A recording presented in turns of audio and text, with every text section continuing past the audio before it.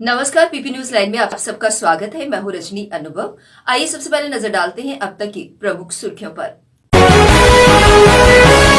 उपराज्यपाल मनोज सिन्हा ने पुलवामा में हुई टारगेट किलिंग की निंदा। आतंकियों को उनके अंजाम तक पहुंचाने का दिया आश्वासन। प्रॉपर्टी टैक्स को लेकर बोले 40% आबादी पहले ही इससे बाहर। घाटी में कश्मीरी पंडित की टारगेट किलिंग पर जम्मू में प्रदर्शन। पाकिस्तान और आतंकवाद के जलाए पुतले। गुलचैन सिंह चाड़क ने प्रॉपर्टी टैक्स को लेकर जताई नाराजगी। सरकार से अन्य गंभीर मुद्दों पर ध्यान देने की मांग।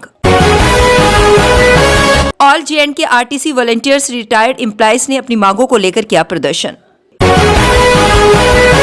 उपराज्यपाल मनोज सिन्हा ने पुलवामा में हुई टारगेट किलिंग की निंदा की। उन्होंने कहा कि सुरक्षा बल 360 डिग्री अलर्ट सुरक्षा तंत्र पर काम करें और जल्द ही आतंकियों को उनके अंजाम तक पहुंचाया जाएगा। इस मौके पर बोलते हुए उन्होंने प्रॉपर्टी टैक्स पर बात की। उन्होंने कहा कि 40% आबादी पहले ही टैक्स से बाहर है। 2,03,600 घर 1,500 वर्ग फीट से कम के दायरे में आते हैं, जिन्हें सालाना 1,000 रुपए तक संपत्ति कर के रूप में देना होता है, जो लोगों के लिए ज्यादा नहीं है। तो क्या सिक्योरिटी सिचुएशन है? ये अत्यंत दुर्भाग्यपूर्ण है, इसकी कड़ी निंदा मैं करता हूं। और जिन लोगों ने भी घटना की है, मुझे लगता है हमारी सिक्योरिटी फोर्सेस उसकी चिंता करेंगी। सिक्योरिटी में इस तरह की एक आध घटनाएं निश्चित रूप से लोगों के मन में संदेह पैदा करती है, लेकिन एक 360 डिग्री अप्रोच के साथ सिक्योरिटी सिचुएशन पर हम काम कर रहे हैं। मैं उम्मीद करता हूं कि पहले से स्थिति काफ़ी बेहतर है। हम एक आदर्श स्थिति बनाने में सफल होंगे।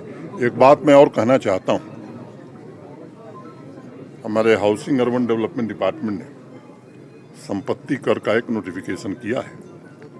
3 दिन पहले मैंने कहा था कि जम्मू कश्मीर प्रशासन संवाद में विश्वास रखता है और सामान्य आदमी को दिक्कत न हो, इसकी हम हर प्रकार से कोशिश करते हैं। मैं आपको बताना चाहता हूं और जम्मू कश्मीर के निवासियों से कहना चाहता हूं कि हमने देश में सबसे कम संपत्ति कर प्रॉपर्टी टैक्स लगाया है।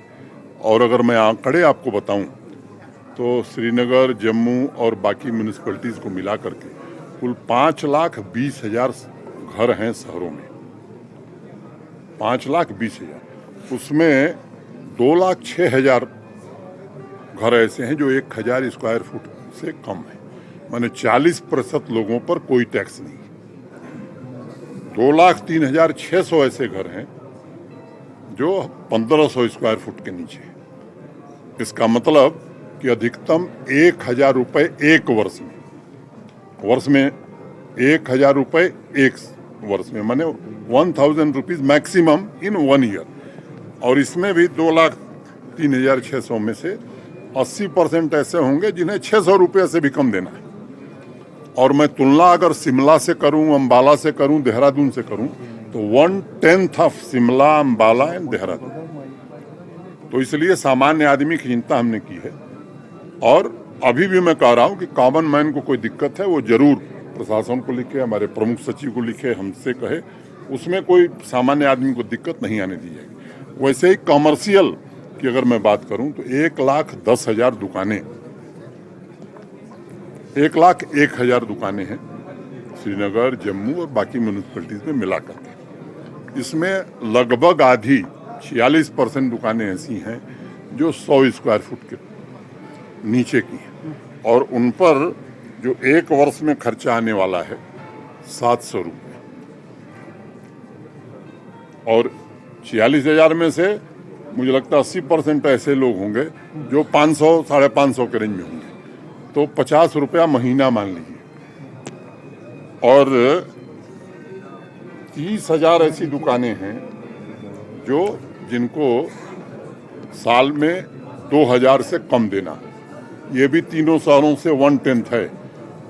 तो मोटे तौर पर 1,01,000 में से माने 76% ऐसे लोग हैं जिनको बहुत ही न्यूनतम भुगतान करना है।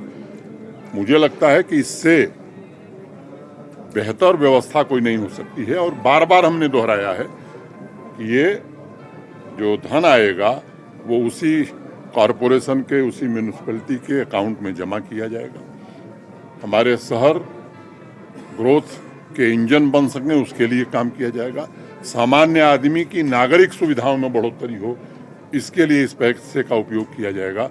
कंसोलिडेटेड फंड ऑफ JKUT में वो नहीं जाएगा। मैं समझता हूँ, मैं जम्मू कश्मीर के सामान्य नागरिक से निवेदन करना चाहता हूँ कि आइए प्रशासन का सहयोग करिए, एक अच्छा जम्मू कश्मीर बनाने में हम सब आगे बढ़ें। Thank you. उस पर अब एक ही दिन में सब बात। कश्मीर में हो रहे टारगेट किलिंग को लेकर राकेश बजरंगी बजरंग दल के प्रदेश अध्यक्ष ने जोरदार प्रदर्शन किया। उन्होंने इसको प्रदर्शन करते हुए भाजपा को आड़े हाथों लिया। उन्होंने कहा कि भाजपा सरकार और यूटी प्रशासन तो हमेशा यही कहता है कि सब कुछ ठीक ठाक चल रहा है, लेकिन ऐसा कुछ भी नहीं है। उन्होंने कहा कि ऐसे लोगों को जड़ से खत्म करने की जरूरत है। आपकी पोल जो है वो खुली है। हम सरकार को यह चेतावनी देना चाहते हैं कि हम कब तक इसी प्रकार से तुम्हारे पुतले फूंकते रहेंगे, पाकिस्तान के पुतले फूंकते रहेंगे, आतंकवादियों के पुतले फूंकते रहेंगे। इन आतंकवादियों के ऊपर कार्रवाई कब होगी? कौन करेगा कार्रवाई? आप ना तो लोगों को गन लाइसेंस दे पा रहे हैं। आपने 1 महीना पहले कहा कि हमने गन लाइसेंस जो है वो खोल दिए। अभी तक 1 महीने के अंदर आपका प्रोसेस कहां तक पहुंचा? आपने कितने लोगों को अभी तक गन लाइसेंस दिए? आप सुरक्षा के लिए किसी को हथियार नहीं दे पा रहे हैं। आप सुरक्षा के पुख्ता इंतजाम नहीं कर पा रहे हैं। और कश्मीर के अंदर हिंदुओं को धमकी देकर उनको टारगेट किया जा रहा है। जिस प्रकार से कश्मीर फ्रीडम फाइटर का जो एक पत्रक जो है वो जारी हुआ है, उसने सीधे सीधे हिंदू को टारगेट किया। उसमें पूर्व मंत्री और अध्यक्ष डोगरा सदर सभा गुलचैन सिंह चाड़क ने आज एक पत्रकार वार्ता का आयोजन किया। इस मौके पर बोलते हुए चाड़क ने यूटी प्रशासन के गैर लोकप्रिय और कठोर फैसलों की निंदा की और कुछ सबसे महत्वपूर्ण मुद्दों की अनदेखी पर गंभीर चिंता व्यक्त की। इस मौके पर उन्होंने अतिक्रमण विरोधी अभियान, प्रॉपर्टी टैक्स पर नाराजगी जताई और कहा कि जम्मू कश्मीर में इस समय बेरोजगारी बढ़ रही है, लोग महंगाई से जूझ रहे हैं और इन सब पर ध्यान देने की बजाय सरकार नए नए फैसले लेकर लोगों की परेशानी को बढ़ाने का काम कर रही है। इस दौरान उन्होंने अन्य भी कई मुद्दे उजागर कर सरकार से इन सभी पर ध्यान देने की मांग की। उनको बेचारे को क्या पता प्राणी मंडी किस गली में क्या है, उनको क्या पता कि गांव के पास क्या हो रहा है। आज सराइयाँ के अंदर या उन गाँवों के अंदर बॉर्डर के अंदर लोग रात को कैसे सो रहे हैं, इनको क्या पता। ये तो बैठे हुए बेचारे दफ्तरों के अंदर। इसलिए हम डोगरा सदर सभा की तरफ से ये चिंता करते हुए कि ये जो गैप गवर्नमेंट और लोगों के बीच बन गया है, इसी की वजह है कि आप गलत फैसले कर रहे हो, फिर पीछे कर रहे हो। लोग आज थोड़े डर गए हैं और लोगों के अंदर एक थरथराहट है। ग्रास रूट तक लोग घबराए हुए हैं कि पता नहीं ये कैसे तो ज़ियाउल्लाह क्यों फैसला नहीं करते कि कैसे फैसले कर रहे हैं। इसलिए ये मैं अपील करना चाहता हूँ आदरणीय प्रधानमंत्री जी से और आदरणीय होम मिनिस्टर साहब से और हमारे LG साहब से कि मेहरबानी करें, ऐसे फैसले रोक दो, ऐसे ऑर्डर इम्पोज करना छोड़ दो जिससे अफरा तफरी का माहौल बन जाए। All J&K SRTC union Jammu के अध्यक्ष देवराज बाली के नेतृत्व में यूनियन ने राजभवन गेट पंचतीर्थी जम्मू में प्रदर्शन किया और इस प्रदर्शन में वित्त विभाग और परिवहन उच्च प्राधिकरण के उड़ियल रवैये की कड़ी आलोचना की। प्रदर्शनकारियों ने नारेबाजी कर नाराजगी जताई और उन्होंने कहा कि उनके बकाया भुगतानों को जारी करने में देरी की जा रही है, जबकि उनके पास धन है और वो इसे समझने में असमर्थ हैं कि उन्होंने ऐसा क्यों किया है, जबकि हर तरह से SRTC द्वारा बिल तैयार किए गए हैं और सिविल सचिवालय भेजे गए हैं, लेकिन ये दोनों विभाग बिना किसी तर्क के उन्हें परेशान कर रहे हैं। उन्होंने जल्द से जल्द उनकी लंबित वेतन जारी करने की मांग की। पहले हम प्रोटेस्ट करते थे प्रेस क्लब में, लेकिन उन्होंने सरकार ने एक अपनी नलायकी छुपाने के लिए उधर दफ़ा 144 लगा दी, लोगों की आवाज़ इन्होंने बंद कर दी। जबकि उधर क्या था, प्रोटेस्ट था, अपनी आवाज़ ऊपर तक जानी थी। जब जहाँ हम नहीं जा सकते वो मीडिया के जरिए जाती थी, लेकिन सरकार ने दफ़ा 144 ने वो बहुत गलत की। आज हम राय भवन की तरफ आए थे अपनी आवाज़ बचाने के लिए, लेकिन इस वक्त मौजूदा सरकार है, यूटी सरकार है, सिर्फ पुलिस का सहारा ले रही है, खुद वो बात करने के लिए तैयार नहीं है। जब जो सरकार इस वक्त बैठी हुई है, कुर्सी पर बैठी है, सिर्फ फोर्स का सहारा लेता है।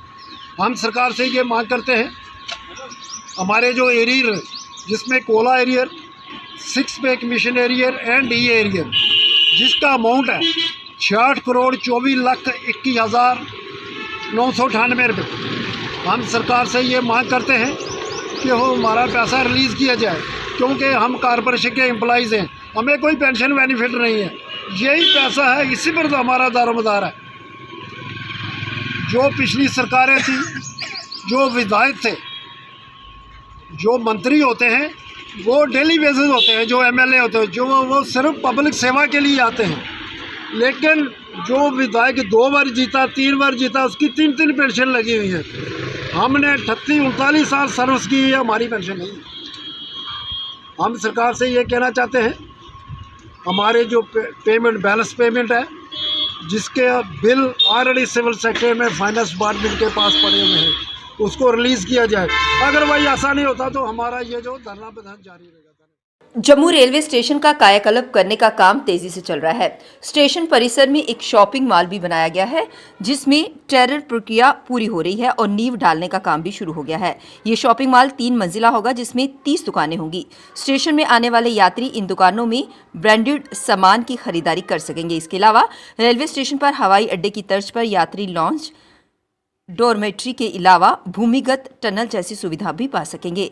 जम्मू रेलवे स्टेशन को विकसित करने के लिए रेलवे 2020 करोड़ रुपए की लागत से दूसरे एंट्री गेट के निर्माण तेजी से चल रहा है। स्टेशन का दूसरा एंट्री गेट नरवाल की ओर से होगा, जहां 4 नए प्लेटफॉर्म बनाए जाएंगे। शिवसेना डोगरा फ्रंट ने भी टारगेट किलिंग को लेकर जम्मू में प्रदर्शन किया। प्रदर्शनकारियों ने पाकिस्तान के प्रधानमंत्री की तस्वीरें जलाकर रोष व्यक्त किया।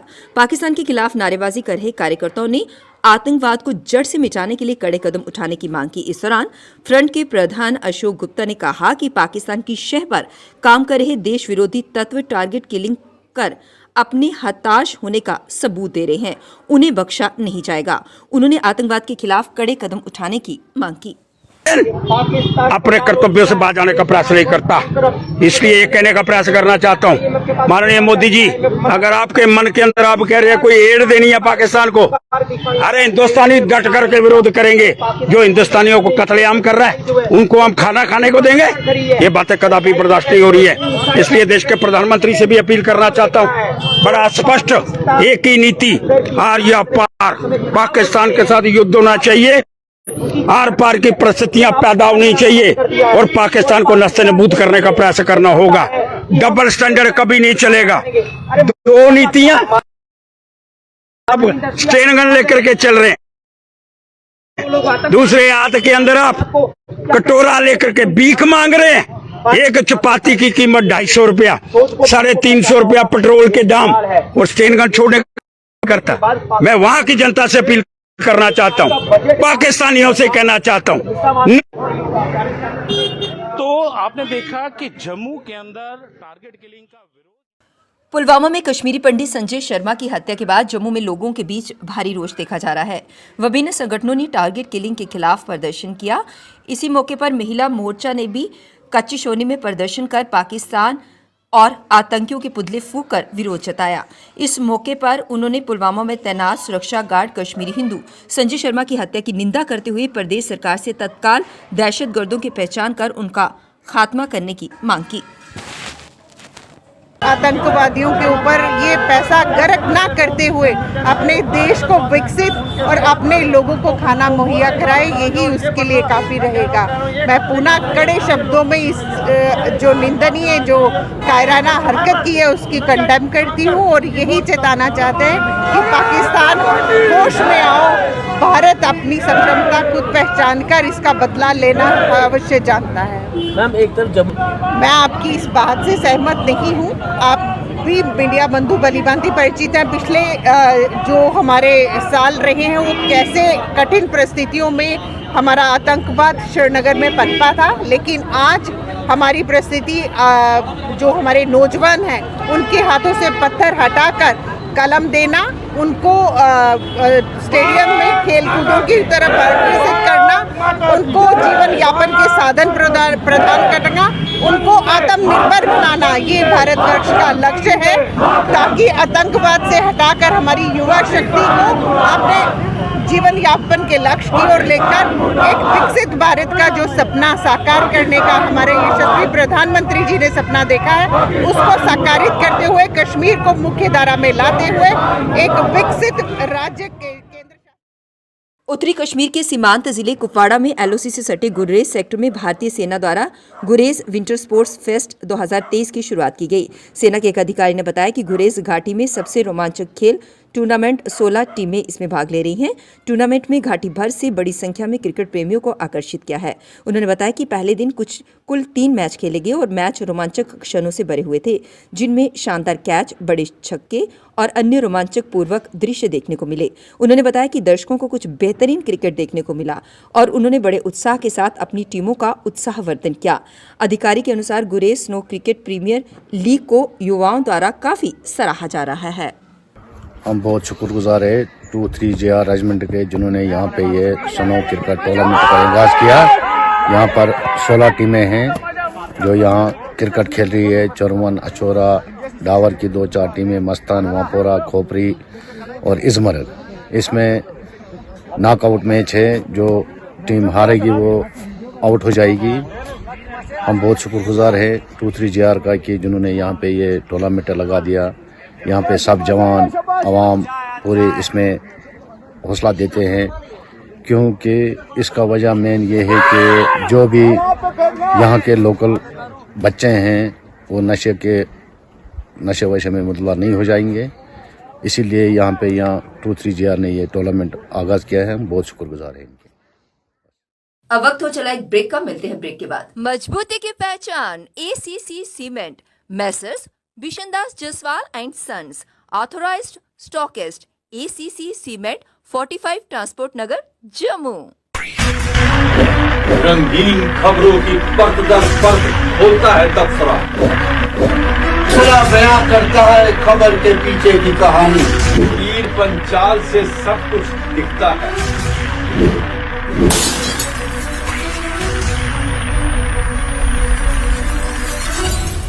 ब्रेक के बाद बढ़ते हैं अगली खबर की तरफ। डेमोक्रेटिक प्रोग्रेसिव आजाद पार्टी के अध्यक्ष गुलाम नबी आजाद ने जम्मू कश्मीर के पुलवामा जिले में कश्मीरी पंडित की हत्या की निंदा की। उन्होंने कहा कि ये गंभीर चिंता का विषय है, सरकार को इसे गंभीरता से लेना चाहिए। आजाद ने यहां संवाददाताओं से कहा कि कोई भी हत्या, विशेष रूप से लक्षित हत्या, गंभीर चिंता का विषय है और निंदनीय है। हम इसकी निंदा करते हैं। जम्मू कश्मीर के पूर्व मुख्यमंत्री ने कहा कि प्रत्येक लक्षित हत्या निंदनीय है, चाहे वह कश्मीरी पंडित की हो या मुसलमान या हिंदू की, और पीड़ित जम्मू का हो या फिर कश्मीर का। जम्मू कश्मीर के पूर्व मुख्यमंत्री उमर अब्दुल्ला ने पुलवामा जिले में कश्मीरी पंडित की हत्या की निंदा की।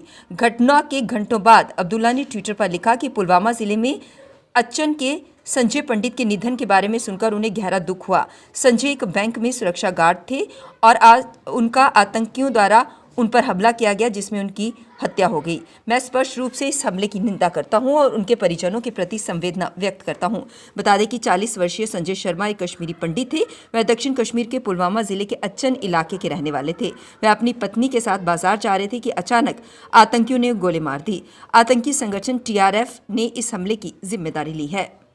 जम्मू कश्मीर में बढ़ते सड़क हादसे कई लोगों की मौत का कारण बन रहे हैं। सड़क सुरक्षा पुख्ता और हादसे कम करने के लिए सभी हितधारकों को सामान्य लक्ष्य की दिशा में काम करना होगा। सड़क सुरक्षा के लिए बहुआयामी रणनीति व दुर्घटनाओं के कारणों के विश्लेषण की जरूरत है। ये बात उपराज्यपाल मनोज सिन्हा ने नागरिक सचिवालय में जम्मू कश्मीर में सड़क सुरक्षा उपायों की समीक्षा के लिए एक उच्च स्तरीय बैठक की अध्यक्षता करते हुए कही। उन्होंने राष्ट्रीय राजमार्गों पर CCTV कैमरे लगाने की प्रक्रिया में संबंधित एजेंसियों को निर्धारित समय सीमा में काम पूरा करने के निर्देश दिए। बैठक में LG ने सड़क सुरक्षा में सुधार के संबंध में जारी निर्देशों के कार्यान्वयन और पिछली बैठक के बाद उठाए गए कदमों का मूल्यांकन किया। परिवहन विभाग के प्रशासनिक सचिव G प्रसन्ना रामास्वामी ने विभाग की प्रमुख बुनियादी परियोजनाओं की स्थिति पर विस्तृत कार्यवाही रिपोर्ट के साथ साथ जिला सड़क सुरक्षा परिषद की कार्यप्रणाली, हाईवे के आसपास CCTV लगाने, इंटेलिजेंट ट्रैफिक मैनेजमेंट सिस्टम की स्थिति, एकीकृत सड़क दुर्घटना डेटाबेस को सुव्यवस्थित करना सहित अन्य पहलुओं की जानकारी दी। जम्मू कश्मीर की पूर्व मुख्यमंत्री महबूबा मुफ्ती ने एक कश्मीरी पंडित की हत्या पर भारतीय जनता पार्टी की आलोचना करते हुए कहा कि बीजेपी अल्पसंख्यकों के जीवन की रक्षा करने में विफल रही है। घटना के कुछ घंटों बाद महबूबा मुफ्ती ने ट्विटर पर लिखा कि इन घटनाओं से केवल भाजपा को फायदा होता है, चाहे वह हरियाणा में हो या कश्मीर में। भाजपा यहां अल्पसंख्यकों के जीवन की रक्षा करने में विफल रही है। बीजेपी केवल घाटी में सामान्य स्थिति दिखाने के लिए अल्पसंख्यकों का प्रयोग करते हैं।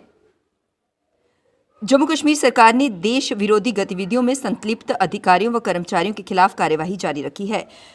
देश विरोधी गतिविधियों में संलिप्तता के आरोप में 3 कर्मचारियों को बर्खास्त कर दिया गया है।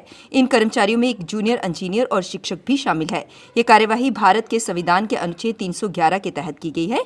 इन्हें मिलाकर अभी तक 47 कर्मचारियों के खिलाफ कार्यवाही हो चुकी है। जम्मू कश्मीर सरकार के अनुसार बर्खास्त किए गए इन कर्मचारियों की गतिविधियों को कानून प्रवर्तन और खुफिया एजेंसियों ने अपने नोटिस में लाया। एजेंसियों ने इन कर्मचारियों की गतिविधियों को राज्यों के हितों के खिलाफ पाया।